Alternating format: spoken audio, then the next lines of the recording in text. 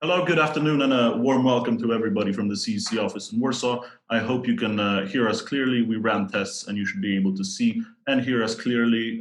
Just a couple of technical facts before introductions. We have a Q&A option here. The last 10-15 minutes, we're gonna make room for questions. So all throughout the webinar, please feel free to send the questions over. You can do this anonymously. You will be able to see our presentation and us in the little box, but you can also enlarge us to see us completely. This will take an hour. We will try to be very brief, very prompt. It is Friday afternoon. And also you have a chat option if you wish to contact us throughout this event. And without further ado, welcome to the CEC Government Relations webinar on Poland's triple challenge. This afternoon, we're going to try to go through the political crisis which happened due to the COVID-19 crisis and the planned Polish presidential election, the pandemic itself, its course, and most importantly, the business uncertainty and the impact on the Polish economy that it created. To go to introductions with us, we have here Marek Matraszek, CEC's chairman, who will brief us through the Polish presidential election and the impact on politics. Michał Koczalski, CEC's managing partner in Warsaw, who will brief us on the business uncertainty and the stimulus packages that the Polish government has introduced thus far and is planning to introduce. And I'm Stanisław Pietrzak, head of intelligence here at the Warsaw office. And I'll provide an overview of easing restrictions in Poland and the process and the evolvement of the pandemic. So without further ado, let's go to Marek Matraszek. Thank you very much, Staszek, and indeed welcome everybody to our webinar. And when we originally planned this, it seemed a much easier task than to be talking about what I think is probably the deepest political and constitutional crisis that I've seen in Poland over the last 30 years. It's very complex, and as I will describe in a minute, I think the implications going forward of this crisis are going to be very significant indeed for the shape of Polish politics, as well as the position of Poland in the world. So there's a lot to cover in the time allotted, and it's a very complex issue. So I think I'm just going to try and give you a sort of a headline approach, or to try and explain as easily as possible how we got here into this crisis and what the possible solution that has been generated involves, and what the potential consequences for political stability in the future are. So how did we get into this major crisis, and what was the crisis until the middle of last week? Well, it was really three aspects to it which are layered together, which made it so complex and so potentially destabilizing. The first crisis was what I would call the electoral crisis itself. You know, the presidential elections for May the 10th were mandated under constitutional procedures prior to the COVID-19 crisis emerging in its full form. So the clock started ticking towards the May the 10th elections. At that time, it seemed fairly predictable what would happen. But then the COVID-19 crisis erupted, which raised all sorts of health issues, technical issues, logistical issues about a vote being successfully held on May the 10th. So the government, led by Mr. Morawiecki and the leader of the Law and Justice Party, Mr. Kaczynski, after some toing and froing, essentially felt that the only way to conduct these elections was by an all-postal ballot, which had never been done before in Poland. And despite all the logistical and technical complexities, decided to introduce a law into Parliament that would allow that procedure to take place. That happened in April. And essentially, as a result of the inadequacies of that law, which was heavily criticized not just by the opposition, but many in the government camp, in terms of the legality aspects of it, the technical aspects, and the constitutional aspects, this law ended up being vetoed in the Senate on Tuesday of last week, and everybody knew that it was going to be vetoed. And the upshot of that veto was that literally 5 days before the election could not be held, because on the one hand, the regulations that were in the all-ballot vote law had been vetoed, and yet the normal procedures had not been put into train.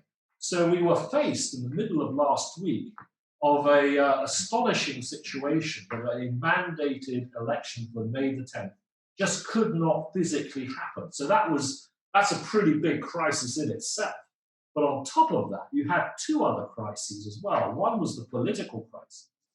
And again, one of the reasons why this law was vetoed by the Senate and why it looked as though the lower house of Parliament wouldn't be able to overturn that veto was because of a rebellion by the former Deputy Prime Minister Jaroslav Gowin and a group of parliamentarians in Parliament. And as you know, the Law and Justice government has got a wafer-thin majority of 5 seats in the lower house, made it impossible for this veto to be overturned. And that, in turn, the loss of that potential government majority would have possibly preempted or led to a resignation by the Prime Minister and the doomsday scenario of a parliamentary election on top of an unrun presidential election. So that was the political crisis that we had. But we also had a constitutional crisis emerging.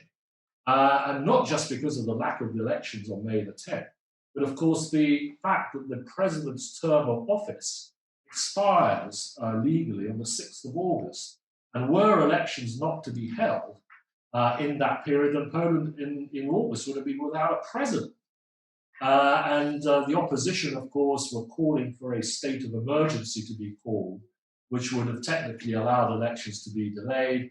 But nonetheless, the government refusing to do this on the basis that this would have led to a very substantial economic burden. So on Tuesday of last week, it looked as though there was this perfect storm of a electoral, political, and constitutional crisis coming together to actually create a situation where Poland would be certainly potentially without a president, without election. So thankfully, at the last moment, this crisis was averted, or thus far, because on Wednesday, May the 6th, the rebel faction led by Prime Minister Gowin and Mr. Kaczynski, the leader of the Law and Justice Party, came to a last-minute compromise.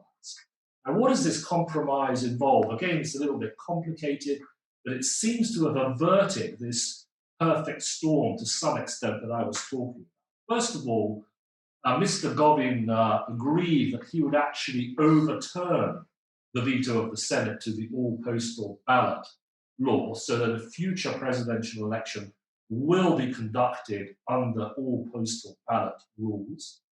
However, the election that was supposed to be taking place on Sunday would be voided by the Supreme Court, as seems to be possible. There are legal arguments as to whether or not that is possible. The consensus is that is what that this election will be voided, and allowing the Speaker of Parliament to call new elections, which again, timetables are a little difficult to predict at the moment, but it seems that this new election will probably take place during July, on the basis of the all-postal ballot law, which will also next week be amended to remove some of the legal and technical imperfections that were being pointed out by the opposition.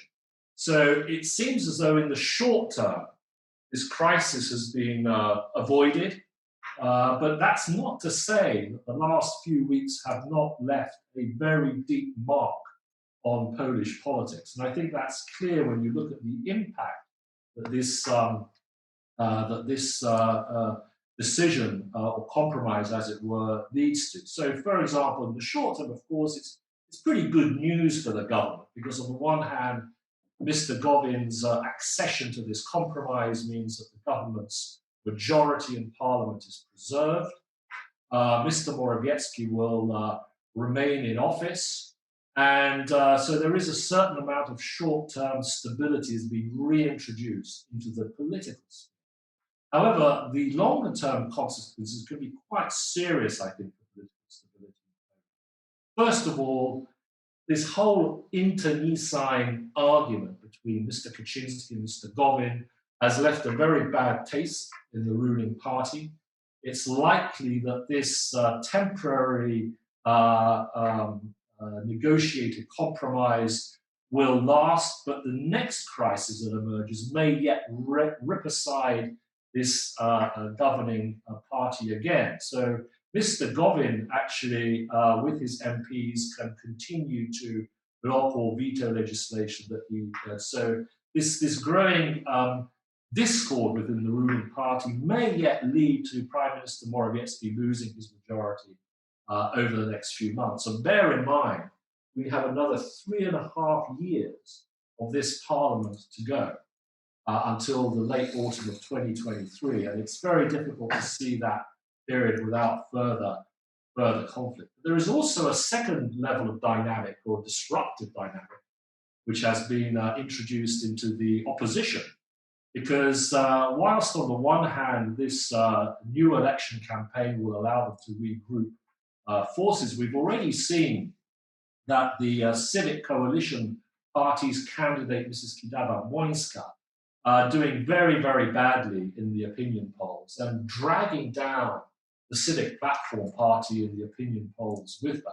Whilst at the same time, you have two new politicians emerging who are seeking to use this parliamentary election to play a much stronger role in future Polish politics, as Mr. Kosiniak-Kamysz, the leader of the Polish People's Party, and the independent candidate, Mr. Szymon Hołownia, both of whom are hoping that this election campaign will allow them to build up a new political force in Polish politics. There's another dynamic emerging within the opposition, which is, I think, is also disruptive in the long run, especially to the Civic Platform. And I'll show you in a minute how that's looking in the opinion polls.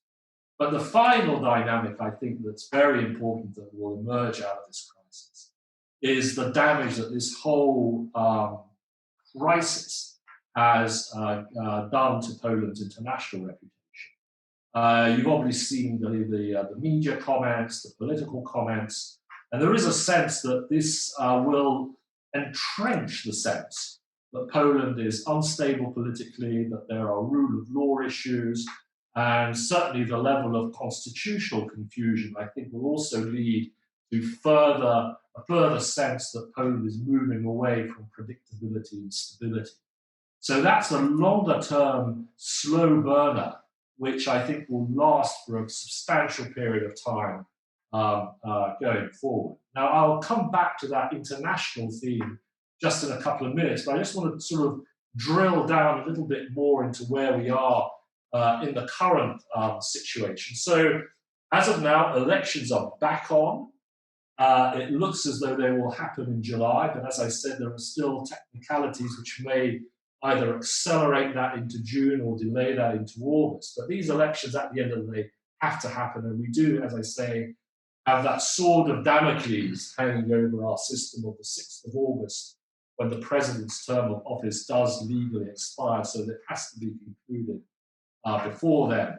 Until now, as you see from the chart, these elections have been very good for President Duda. The final opinion poll, which was taken just last week, actually showed him in a remarkable lead of 66% against the other candidates who were doing very badly indeed. And he was really looking at a first-round victory in Poland's two-round election system. Now, that dynamic, this is another reason why things have become unpredictable again. This dynamic may change over the next 2 to 3 months. Basically, we're having the election campaign extended by another 2 to 3 months, and that's a period of time when the opposition will now be working, the opposition candidates will be working very, very hard to mobilize their voters. You've seen Mrs. Kidawa-Błońska's vote plummeting effectively over the last 2 or 3 months, and these other candidates looking to pick up her votes and try to close that gap. And the goal of the opposition candidates is really to prevent President Duda winning a first-round 51% majority. Now, so they just have to erode 16% of that 66% to force a second round election.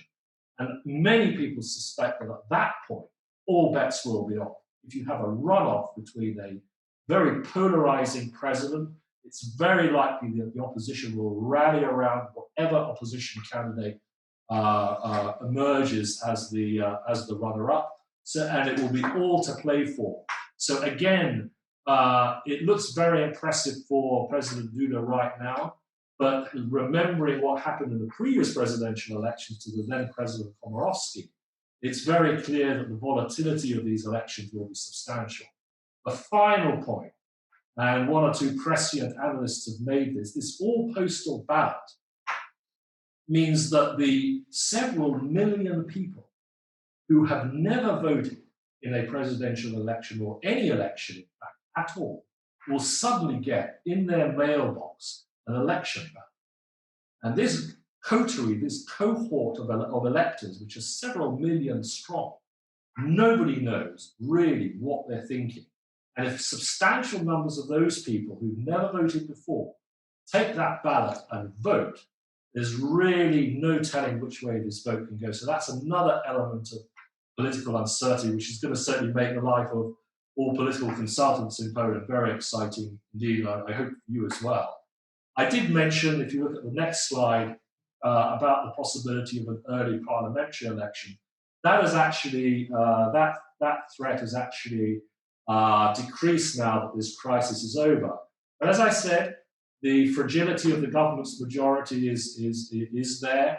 Were elections to be held, parliamentary elections, again, this is a very interesting chart because what it shows is, and if you look at not just the snapshot of the poll that was taken on the 5th of May, just a few days ago, but also if you look at the trend lines, what's very clear is a very interesting dynamic.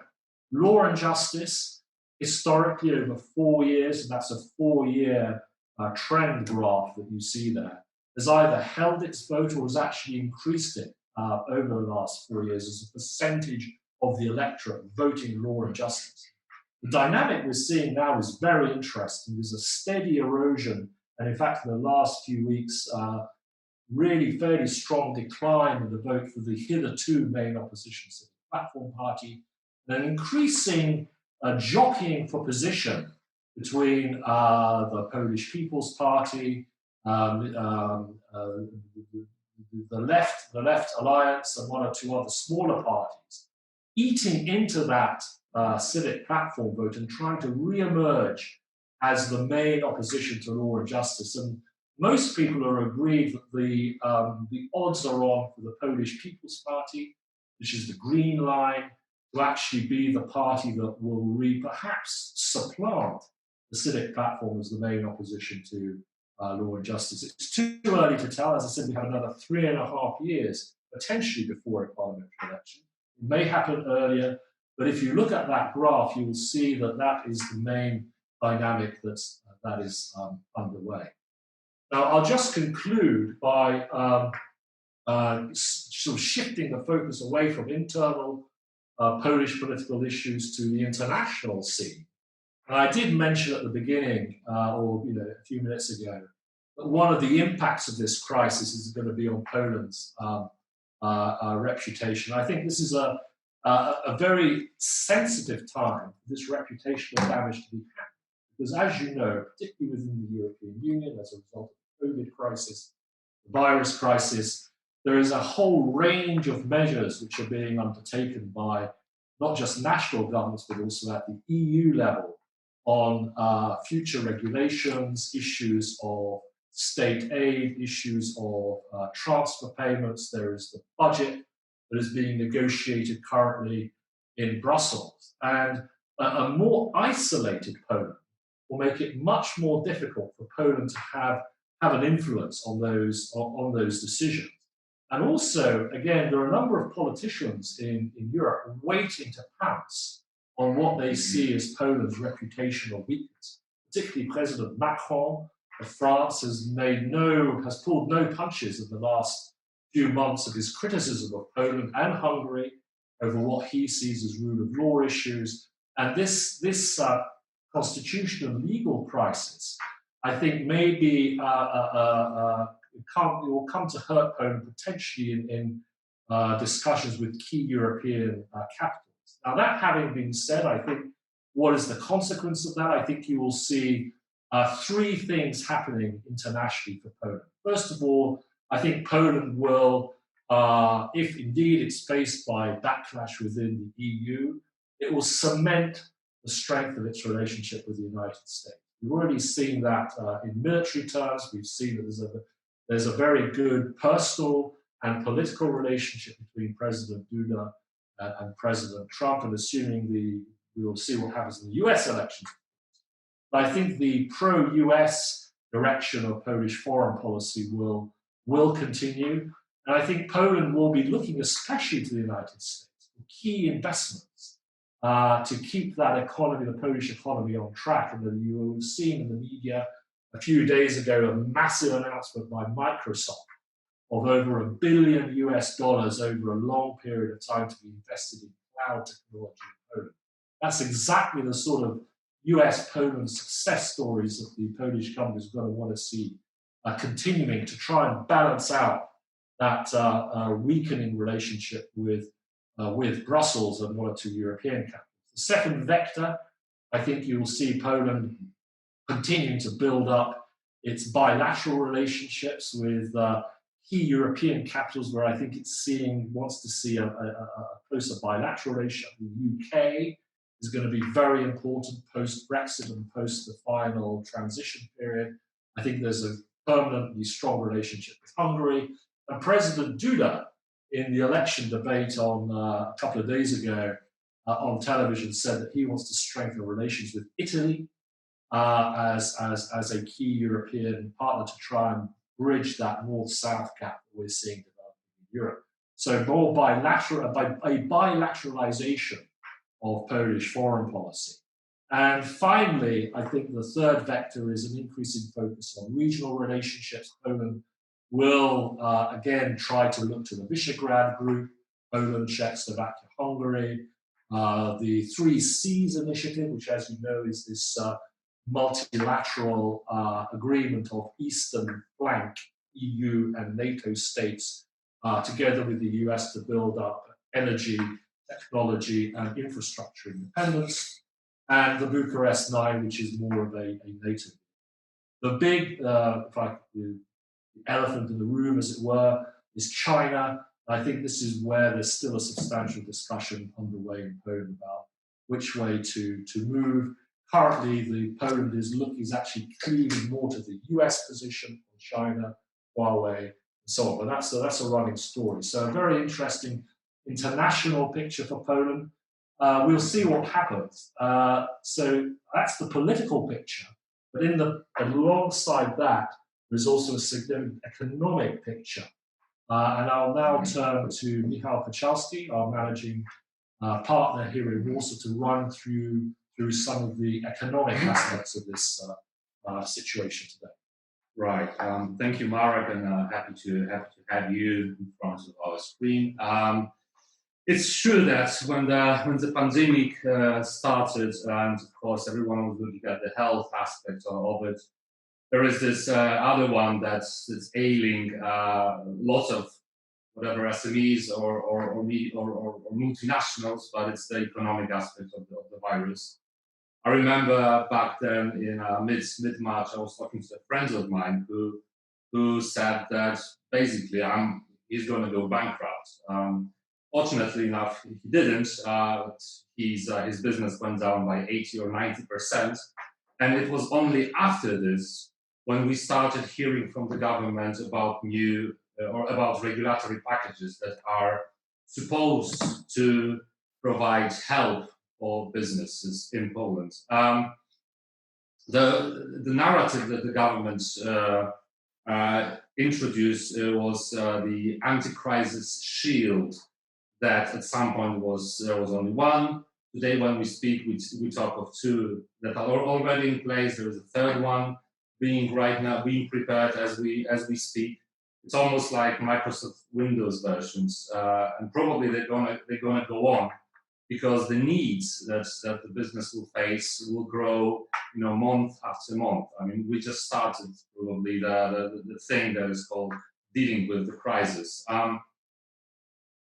If I were to say what are the main objectives of the whole regulatory package that the government proposed, of the shields, the anti-crisis shields, as well as the so-called financial shield, I think there are three main objectives. One is to maintain employment in the companies, and I think this is what exactly the shield number one is supposed to cover, by either loans for micro entrepreneurs, co-financing of salaries, as well as some other like social insurance holidays, some other solutions that were there in place. The second objective is to restore money inflows to those businesses that had to stop, like hotels, like restaurants, bars and pubs, and hairdressers, barbers, and so on and so forth.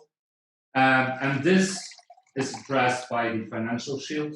So the solution prepared and provided by the Polish Development Fund, solution that started early March, but the problem was that we had to wait for the European Commission to sign off, because it was very close to the whole idea of state aid. So we had to have this agreement from the Commission, which is already in place as of a week or so. The money are physically flowing into businesses' accounts. And the third objective is to restore operations. And this is the whole idea of the phases the Prime Minister and the government proposed, but Stanisław will talk more about it. What we learned from the whole regulatory process, preparations of those shields, is that there was certainly a big overlap between the political agenda, so the presidential elections being very strongly in the background, and the need to come up with quick solutions to help businesses. We very often could see President Duda being part of press conferences announcing another phases of the packages. It's quite unusual to actually hear President talking about very detailed regulatory solutions to cover some areas of some sectors of business. And I think that we also could draw a conclusion that very often the pace of proposing those regulatory items was driven by the political narrative of the party, PIS, and for the political narrative of the presidential elections by then. We also learned that there is quite a narrow group of people who are behind, who are basically steering Poland through the crisis. It's headed naturally by Prime Minister Morawiecki, supported by Deputy Prime Minister Emilewicz, supported also by her deputies, but mostly Minister Niedużak. The figure of Mr. Dworczyk, so head of Prime Minister Chancellor, was quite pivotal or is quite pivotal in the whole process, but also quite a significant role of Minister Cieszyński from Ministry of Health, who was a very significant part of the whole team. And last but not least, it was Mr. Borys, so head of Polish Development Fund, who was also heading the let's say anti-crisis team alongside Prime Minister.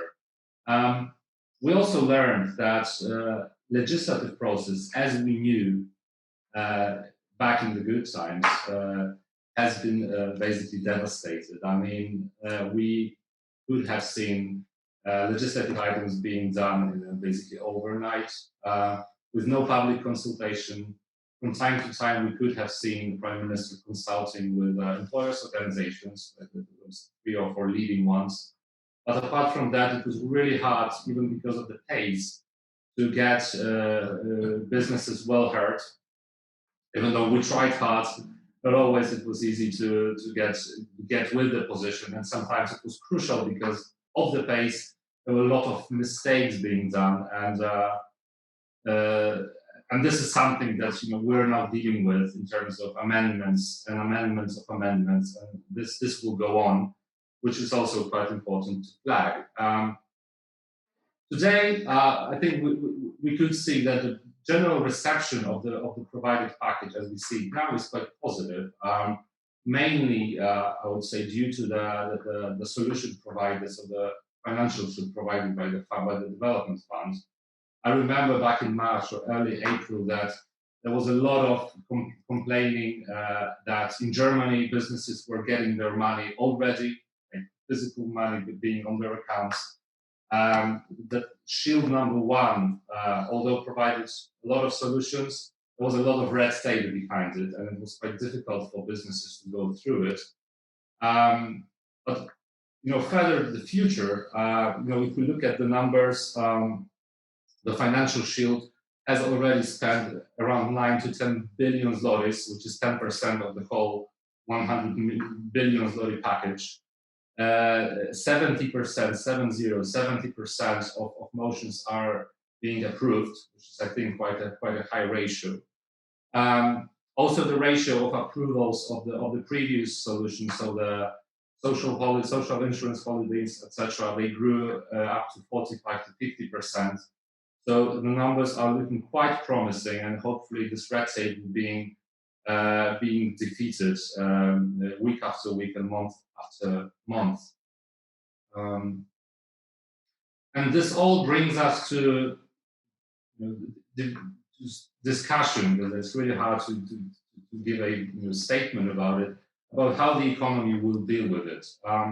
We've seen quite recently that the European Commission provided their forecast for the whole EU 27 about the economic decline this year. Poland scored hopefully the smallest one. It could be so that Poland will be resilient to this crisis. The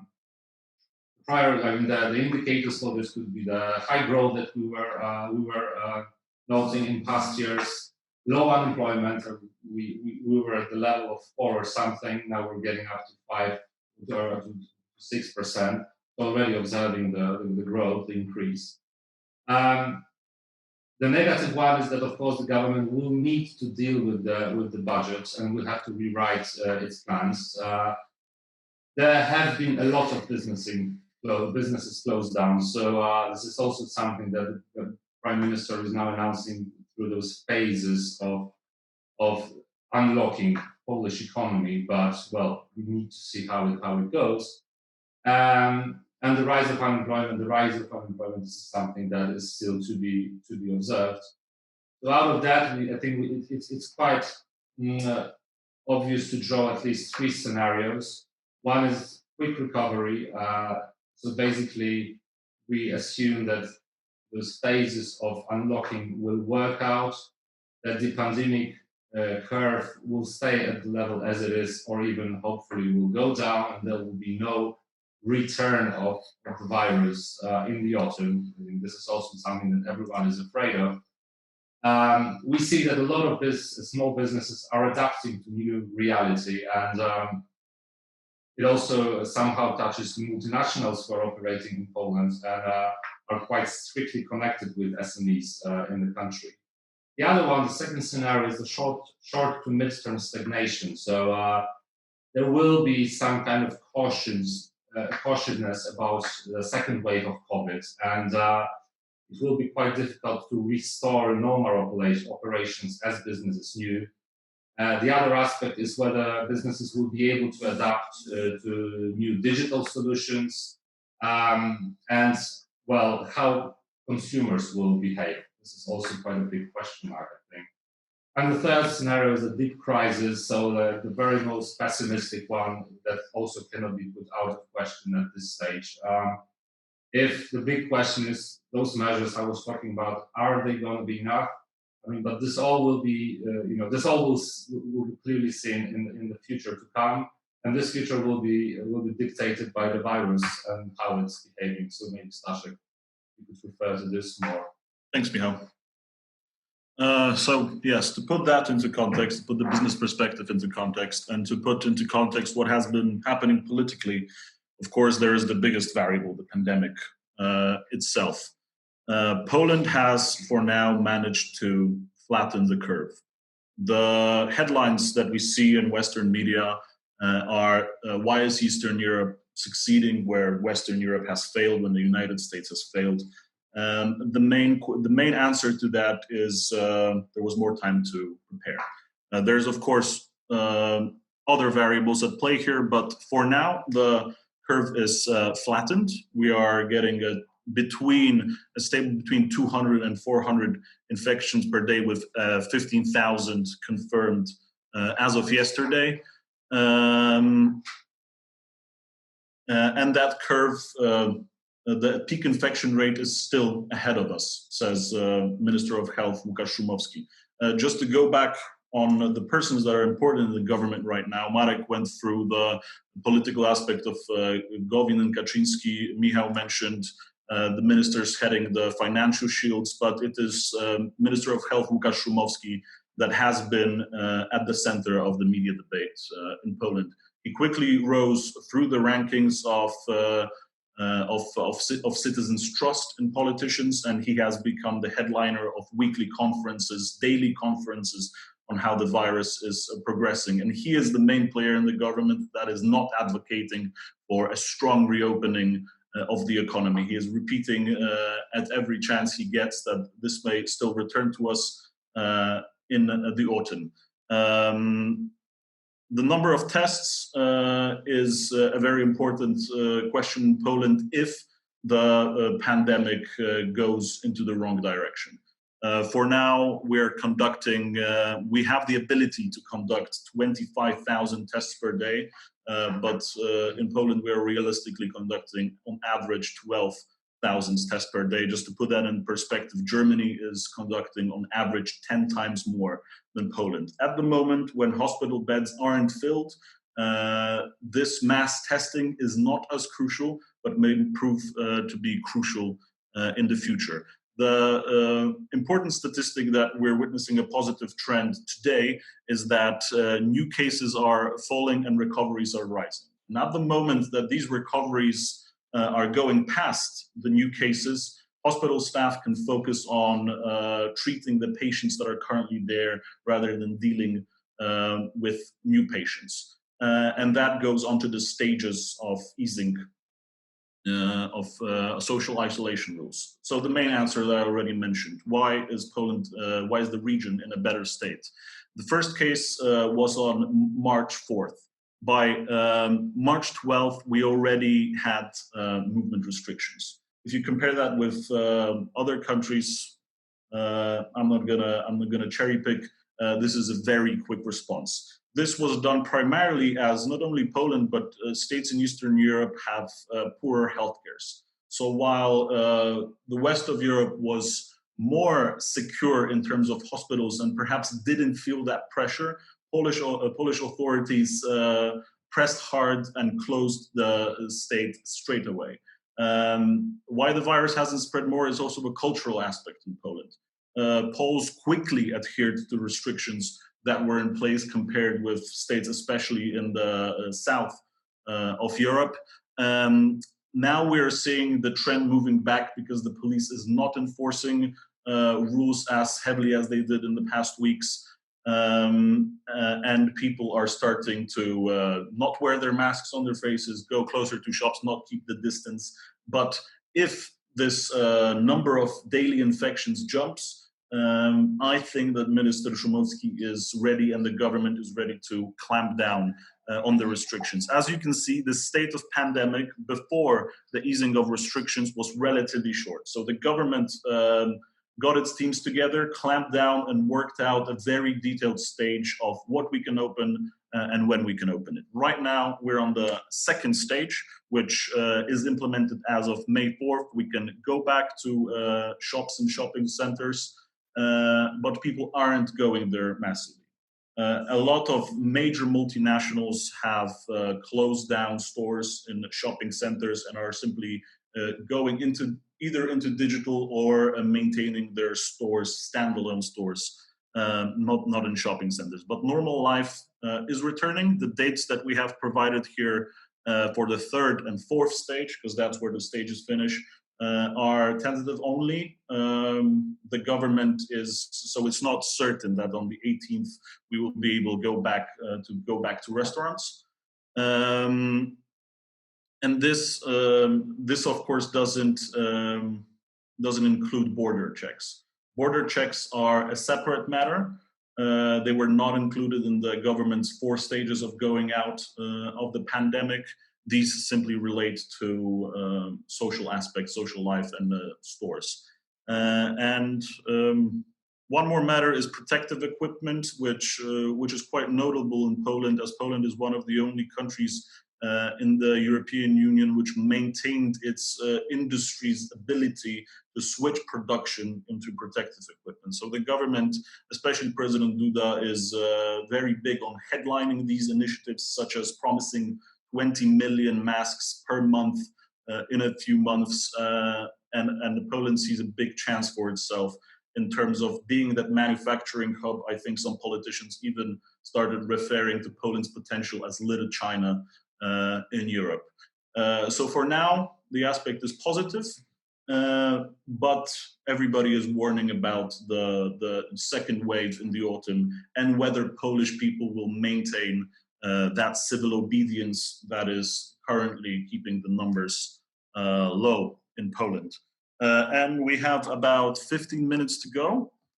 So I think we'll go to questions, finish the presentation so you can see us on the bigger screen.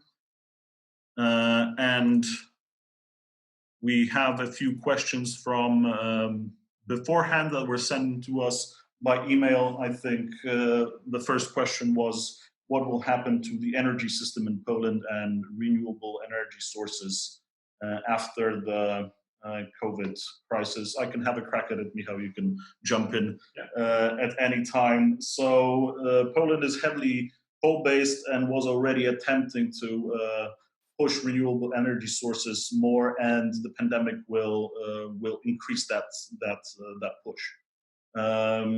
So the most important aspect is that miners have been infected, and the coal sector has already been in deep crisis before the pandemic. And now that energy consumption has gone down and mines were forced to close, we're expecting that renewables will actually accelerate, and the development of the RES sector will accelerate after the pandemic. Yeah, I mean, I fully agree that there will be no change in terms of progressing with the renewables agenda that already has been started by the government. There is no way out of it. I think the most interesting development under the COVID crisis is the idea of a couple of ministers and one of a member of European Parliament to actually exclude Poland for the time of the crisis from the ETS, or the emissions trading system, or emission trading scheme, in order to and then transfer this money to investments into renewable sector. So the whole green transformation. So I guess that, as mentioned, there is no way out, and we will be progressing with the renewables. The second question is more in the healthcare sector, but I'm going to have a crack at it anyway. Do you think that the BCG anti-tuberculosis vaccine mandatory for all Polish children since 1954 had an impact on the relatively small number of those infected with COVID-19? First of all, I want to highlight that we are not virologists here, not epidemiologists. There is a lot of homegrown experts right now. And this argument, I've seen this argument primarily brought up in Western media when referring to the slower development of the crisis in countries such as Poland.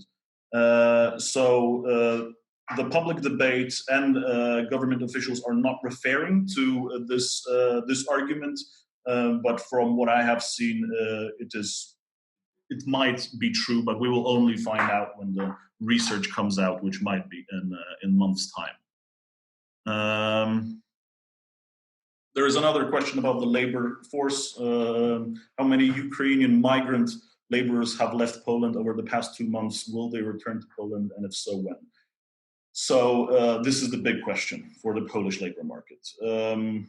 There were at one point 3 million total of Ukrainian workers in Poland, many of them unregistered, and they have fled back to the Ukraine en masse.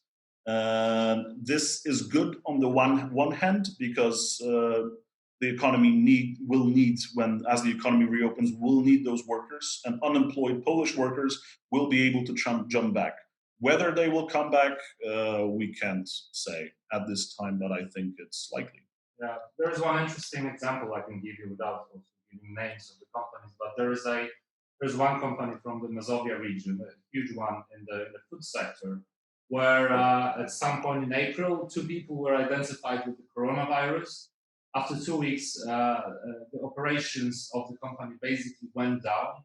They were all the supplies that they were delivering to their clients were taken over by their competitor. After a month's time from this event, people do not want to get themselves employed in this company because of many Ukrainians left. It's like there is an empty space, and it seems that all the competitors and also all other companies from the food sector are physically employing those people, so the Poles from the region and so on. So they are, as Staszek said, and this is literally happening. These Polish workers are replacing those job positions that were in the past months taken by the Ukrainians. I think it's quite an interesting development to also look at. The questions started coming in, which I'm very happy about. Please don't be shy. Going back into politics, I think this question is for Marek. What is the likelihood that the Civic platform will change its candidate in the presidential election?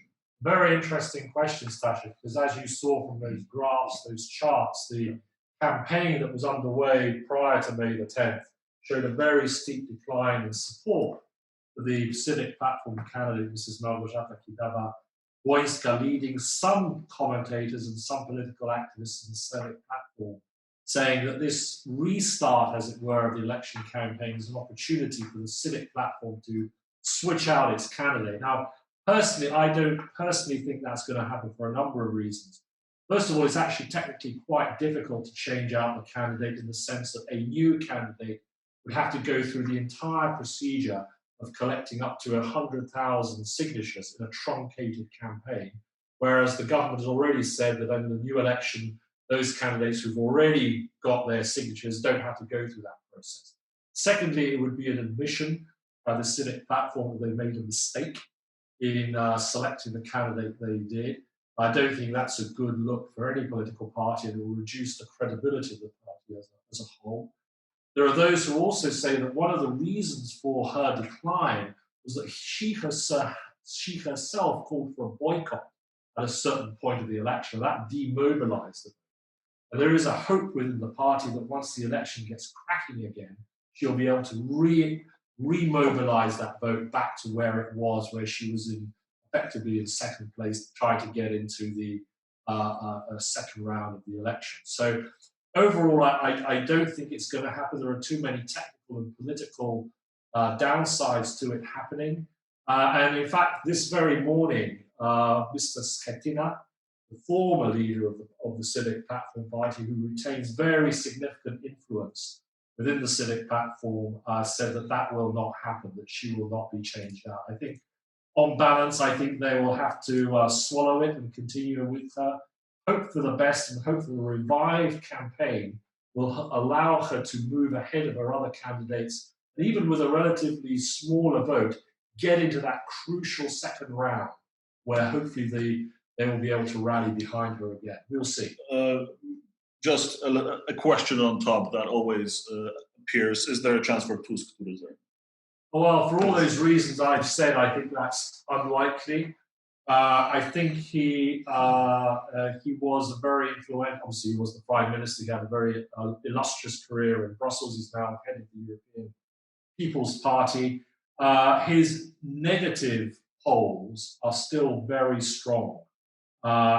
He's a polarizing candidate.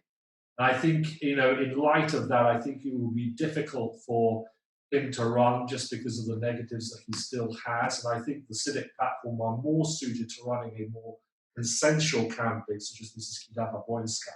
So I think he's one of those perennial things. Donald Tusk, I think, is now the Tony Blair of Polish politics. He's a former prime minister. He's very influential. He has a strong voice. I think his own personal appetite to come back into the cut and thrust of Polish politics is very limited. There is an additional question about indications on when international travel would resume. As I said, the government has not indicated that. Actually, back in March and in April, when borders were closed, at the beginning, the government renewed this closure every 2 weeks. There was a deadline to close borders to international travel.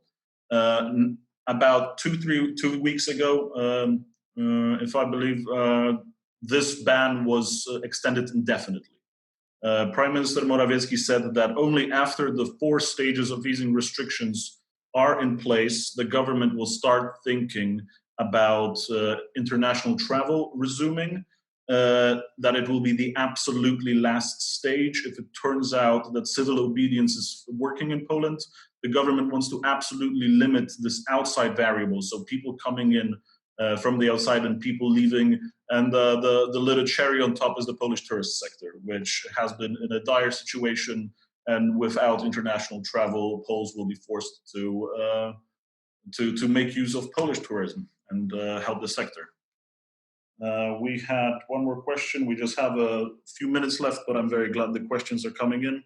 Will Poland benefit from the challenges of the supply chain from China, i.e. will production be brought closer to the EU?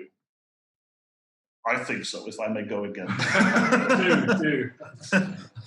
Yes. The inscrutable Chinese question. Who knows? This is what the Polish government is hoping, that it will be especially Poland in the EU that will benefit because of its largest manufacturing capabilities.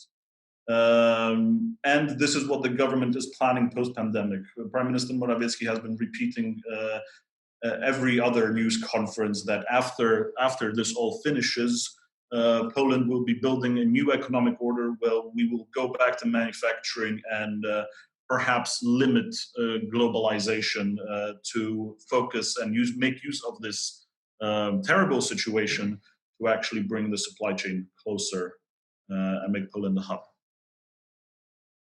And I think the question has stopped coming in. Mr. Duda. Yes. How would you assess Duda's chances when the election is postponed? Will he still have a chance at winning in the first round? Well, this is the big question. I think this is one of the reasons why many observers feel that Mr. Kaczynski was anxious to keep the vote to the May the 10th. One of the reasons why they were pushing ahead with this a flawed postal ballot law was to keep the elections on schedule, because given the decline in support for the opposition candidate, it was very, very likely that he would win.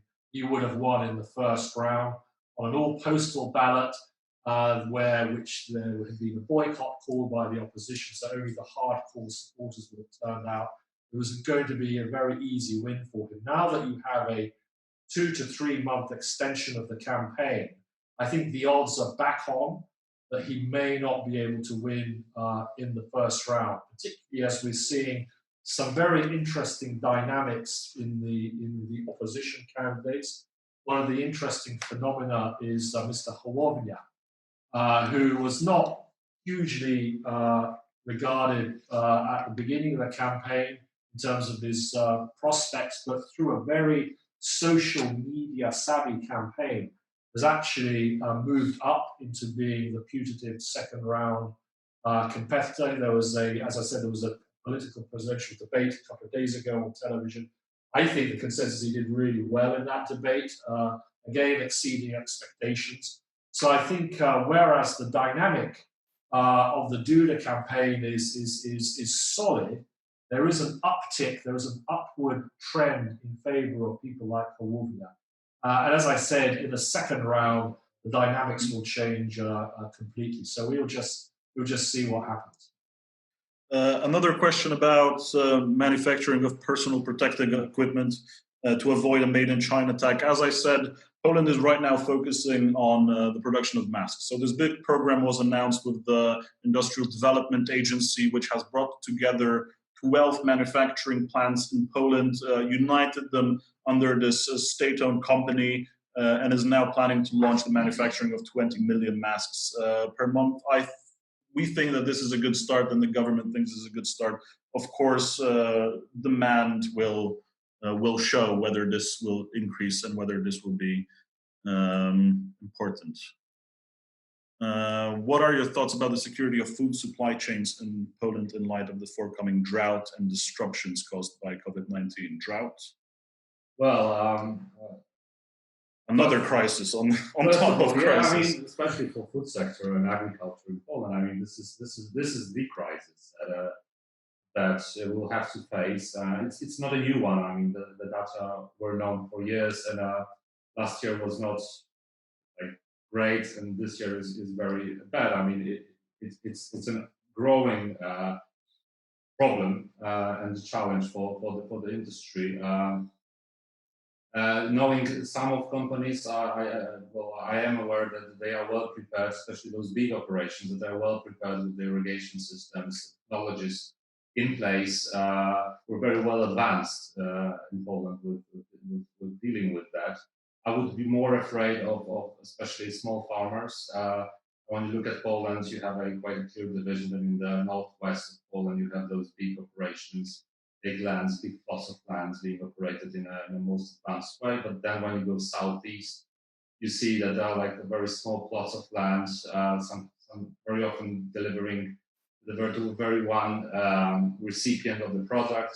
I think they will be challenged with this, and this drought and the COVID, the general economic situation might actually change the whole structure of agriculture.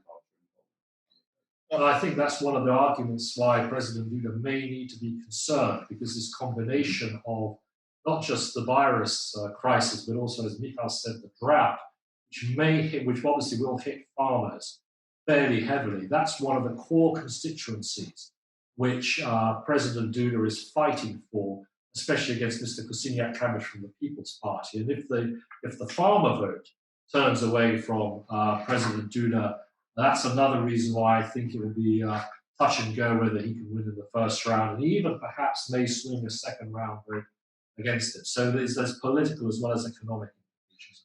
And I promised we would finish on the hour, so the last question to finish on a positive note, as it's Friday, is what does Michał think about the closing of barbershops? And I think Michał and I have very opposing views on that matter. To end, just a couple of technical issues. We will send you the presentation on Monday, and if you wish to ask us more questions, of course, we'll accept them and answer via email. Marek, do you want to sign off? And I think we'll also be on YouTube, right? Yes, yes. We are hoping, if everything goes well from the technical side, to upload this webinar onto YouTube to share with your colleagues. I'd just like to thank everybody, above all our team here, Michał and Staszek, and the unseen Victor, who's been behind the camera, actually pushing all the right buttons to make sure the screen comes up, and all very clever stuff. I hope you've enjoyed this. We've tried to pack as much as we can in an hour. We're conscious of your time and your energy as well, so we've tried to conserve that as well. And I hope this snapshot has helped you understand why we're in business, because it's such a complex environment that it really does require a lot of attention to understand and to deliver to you our understanding of it. Thank you very much for your time, and we'll see you very soon, because Polish politics and the economy and the virus, none of those things are going to go away. So we'll be seeing you again very soon, I hope. And thank you again for your time. And stay well, stay healthy, and we look forward to seeing you in person very soon indeed. Thank you. Thank you.